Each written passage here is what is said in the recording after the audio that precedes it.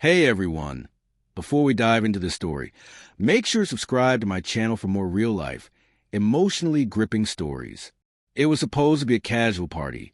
Friends, laughter, drinks, easy conversation. I walked in with my wife, Jessica, smiling and chatting, the picture of a happy couple. But something felt off. Over the past few months, small changes had unsettled me. Late-night texts, calls she ended abruptly, fleeting moment of distraction that seemed almost rehearsed. I tried to dismiss it, telling myself it was nothing. But tonight, the unease hit harder than ever.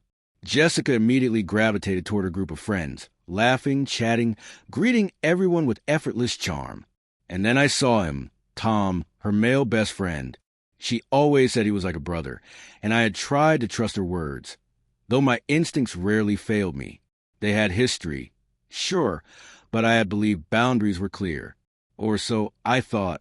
As the evening went on, I noticed her leaning closer to him, whispering, laughing in ways that felt a little too intimate. Every glance, every gesture, every subtle movement told a story that words hadn't confirmed yet. I stayed calm, observing. Years of experience had taught me that patience and careful attention often reveal more truth than confrontation ever could. Then it happened. We were gathered near the couch, joking and chatting, when Jessica, laughing at a joke, suddenly sat on Tom's lap. For a moment, time froze. She had called him like a brother for months. And yet here she was, crossing a line I had always assumed was inviolable. Shock didn't spark an outburst. Instead, a cold, clear focus took over. I noticed the reactions around the room. Friends whispering, some frozen mid-laugh, sensing the tension. Tom looked slightly uncomfortable, but Jessica's confident smile suggested she thought nothing of it. My instincts screamed betrayal, manipulation, and deception, but I stayed composed. This was a moment of undeniable clarity. Every detail, every micro-expression, confirmed what I had suspected but hadn't wanted to face. I remained silent, carefully watching every interaction between Jessica and Tom. Her hand rested lightly on his shoulder. Her laughter flowed easily, as if the boundaries we once had didn't exist. Anger, disbelief, and cold calculation churned inside me. Years of trust and intimacy seemed to evaporate in that single bold act, but I didn't let it show. Reacting too soon would give her the upper hand.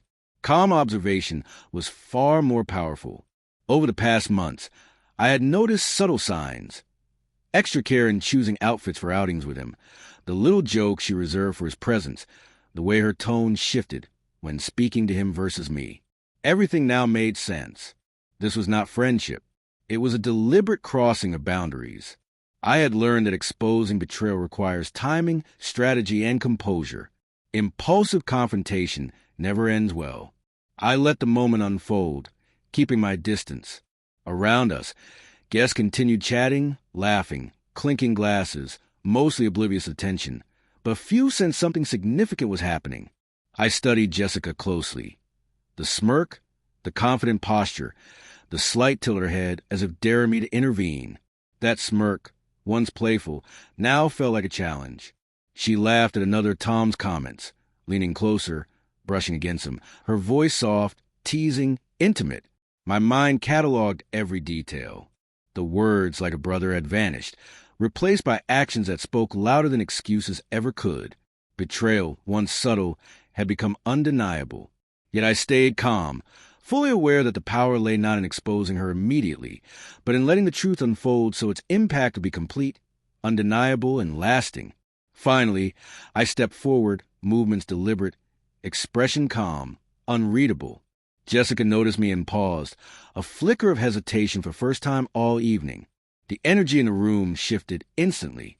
For the first time, she realized her actions had consequences, and that I was fully aware. Casual laughter and carefree posturing faded under the weight of deliberate observation. I approached slowly, each step deliberate, eyes locked on her. The confidence she had wielded all evening began to falter as she realized her smirk no longer intimidated me. The room seemed smaller, the music fading, leaving only the tension between us. For months, she had tested boundaries, hiding behind lies and justifications. Now the truth had emerged, clear, undeniable. I spoke calmly, voice steady, carrying the weight of observation and consequence. "Jessica, we need to talk alone." Her eyes widened, hesitation crossing her face. Perhaps she finally understood that her actions had met the boundary she couldn't cross. Tom shifted uncomfortably, aware that his presence was secondary to the confrontation about to unfold. I didn't raise my voice. I didn't yell. I didn't threaten.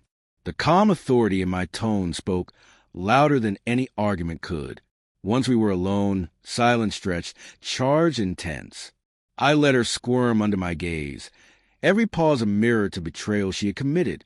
"You've claimed this was innocent," I said slowly. "That he's just a friend, like a brother. Yet tonight, your actions spoke louder than any excuse. Sitting on his lap, leaning into him. This isn't friendship. This is a deliberate crossing of boundaries, and you need to face it." Her composure cracked. The smirk, the laughter, the casual dismissals, all gone. For the first time, she faced calm clarity and undeniable observation. She tried to speak, but I remained silent, letting her words fail where actions had already revealed the truth. The tension, now fully mind command, hung heavy.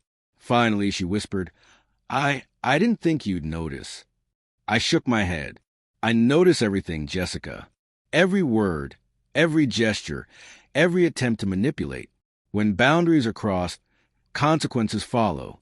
Not out of spite, not out of anger, but because truth cannot be ignored." By the end of the night, the power had shifted completely. Jessica learned, through silent observation and deliberate action, that manipulation, deceit, and betrayal cannot survive when faced with calm authority. The party continued around us, but I knew one thing. Her casual justifications no longer held weight. The truth had been seen, and the consequences were unmistakable.